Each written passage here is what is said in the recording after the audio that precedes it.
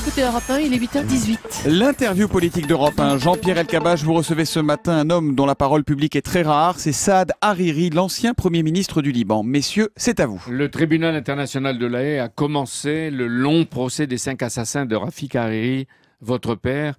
Bienvenue ce matin parmi nous à Europe 1, vous qui parlez si rarement, comme l'a dit Thomas. Bonjour, Saad Hariri. Pendant 2 jours, vous venez d'assister au procès et vous étiez au dernier rang de la partie civile. Qu'est-ce que vous avez ressenti, vous ? J'ai senti que finalement, depuis 50 ans, le Liban, les assassinats politiques fait la politique au Liban. Finalement, pour la première fois, un tribunal tente de mettre la fin de l'impunité. La fin de l'impunité est le début de la fin de la politique d'assassinat. Ceci est la vraie défense de la démocratie et de la liberté du Liban. Mais vous avez été ému, vous ? J'étais beaucoup ému. J'ai vu comment ils ont assassiné un homme de modération, mon père. Et finalement, on voit la justice que le Liban attend toujours. Les 5 tueurs sont jugés par contumace, c'est-à-dire qu'ils ne sont pas là. Est-ce que maintenant on est sûr de celui qui a commandité ou de ceux qui ont commandité le crime de votre père? Les 5 accusés sont les membres de Hezbollah. Le Hezbollah, c'est une organisation qui a une hiérarchie. Et je crois que tout le monde sait qui a donné l'ordre. Et c'est Bachar el-Assad. Ça, c'est sûr maintenant. Je crois que c'est sûr. Alors, ils appartiennent, comme vous dites, au Hezbollah, qui les cache et qui les protège à Beyrouth. Personne ne peut aller les chercher chez les Hezbollah ? Un jour, on va les chercher.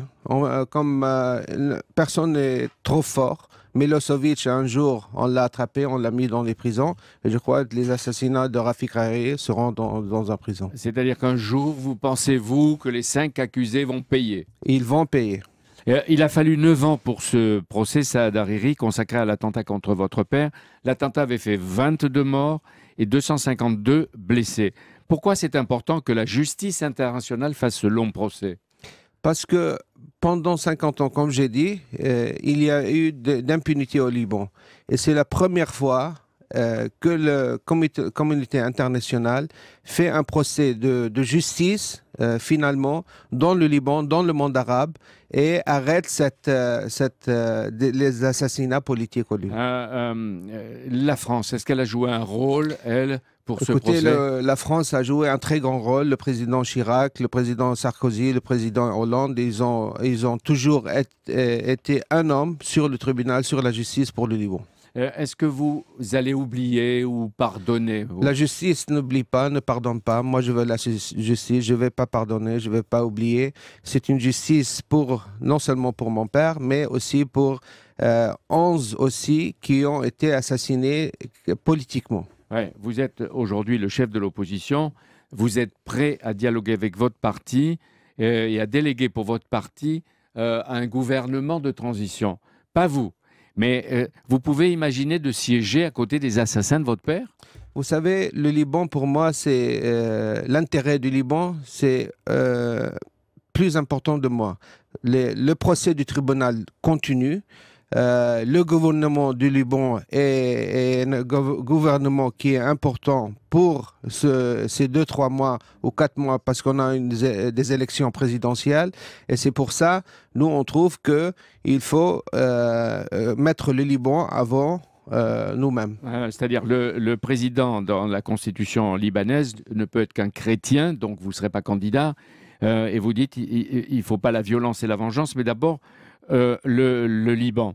Mais avant de prolonger, je voudrais vous rappeler qu'en France, vous l'avez entendu, et dans le journal aussi, Manuel Valls a révélé hier le nombre de jeunes mineurs, maintenant ils ont 15-16 ans, qui peuvent faire le djihad en Syrie. Les parents et les gouvernements, on en a entendu tout à l'heure, sont plus qu'inquiets. Qu'est-ce qu'il faut faire, à votre avis ? Vous savez, le seul moyen d'arrêter la manipulation des jeunes pour aller combattre en Syrie est d'arrêter le massacre que Bachar el-Assad contre les Syriens.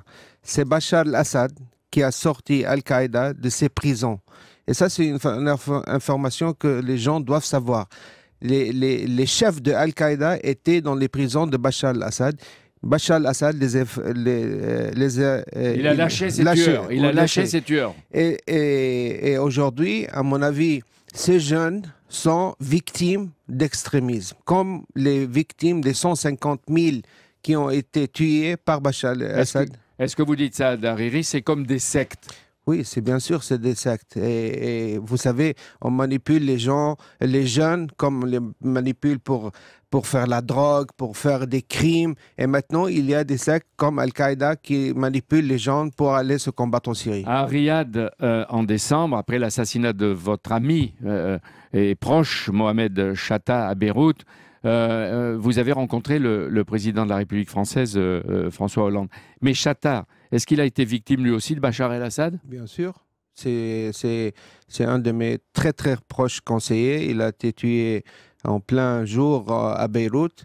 Le président Hollande, quand il est parti en Arabie Saoudite, avec l'Arabie Saoudite, ont décidé lors de leur dernier déplacement du président d'aider l'armée libanaise. Et ça, c'est l'Arabie Saoudite a donné 3 milliards de dollars pour acheter des équipements de la France pour l'armée libanaise, pour combattre l'extrémisme et pour combattre... Et ça, c'était important pour vous, pour le Liban, bien sûr. Et à Paris comme à Riyad, parce que vous êtes exilé.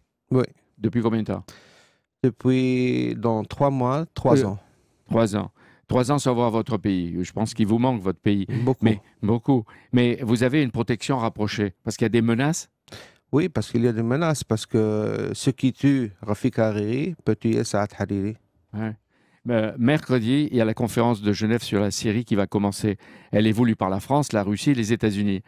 Qu'est-ce qu'il faut faire de Bachar el-Assad? Bachar el-Assad doit aller, doit partir. Il ne peut pas avoir un président comme Bachar el-Assad sur la tête de la Syrie. Est-ce que vous croyez que les Russes et les Iraniens maintenant vont réussir à convaincre Bachar el-Assad de ne pas être candidat à sa réélection, donc de partir? C'est le job de la Russie, de l'Iran, de dire à Bachar el-Assad de s'en aller, à mon avis.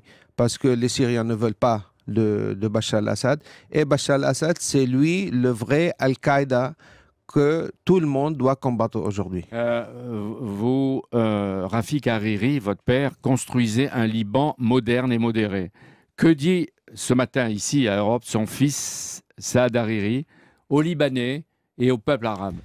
Vous savez, le pape Jean-Paul II est venu et a dit que le Liban, c'est un pays message de coexistence, de pluralité, de modération, de rencontre. Rafik Hariri a donné sa vie pour défendre ce message. Moi, son fils de Rafik Hariri, je continue à croire en ce message et je continuerai à le défendre. Le Liban le mérite et les Libanais aussi. Je vous remercie d'ailleurs de parler français, vous qui parlez peut-être plus facilement anglais ou arabe.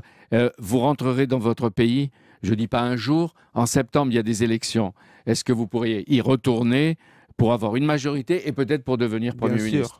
Je vais retourner au Liban pour les élections et pour un jour être le Premier ministre. Merci d'être venu. Merci Saad Hariri d'être venu en direct ce matin sur Europe 1.